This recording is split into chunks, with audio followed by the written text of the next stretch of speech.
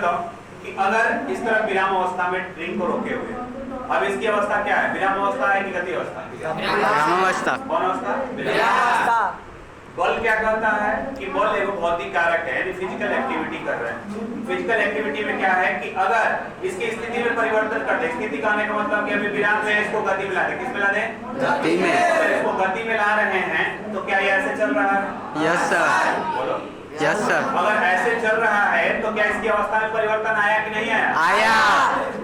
जब अवस्था में परिवर्तन आया तो इसी को तो बल कहते हैं। बल क्या कहता है कि बल वो भौतिक कारक है जो किसी की अवस्था में क्या करता है? परिवर्तन। तो इसका अवस्था क्या था? विराम, और इसको ला दिया तो क्या हो गया? गति। और जड़त्व तो क्या कहता है कि अगर विराम में है तो विराम में ही रहना चाहता है। विराम में है तो विराम में, अगर यह विराम में है तो विराम में ही रहना चाहता है। इसका मतलब कि विराम में है तो विराम में, गति में है तो गति में।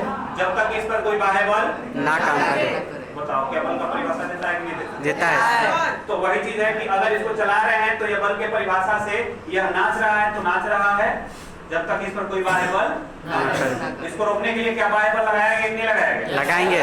लगाया गया ना? Yes sir. इसको कहते हैं कि अगर बाह्य बल लगा के रोक रहे हैं तो कहेंगे बल का परिभाषा। तो क्या बात समझ में?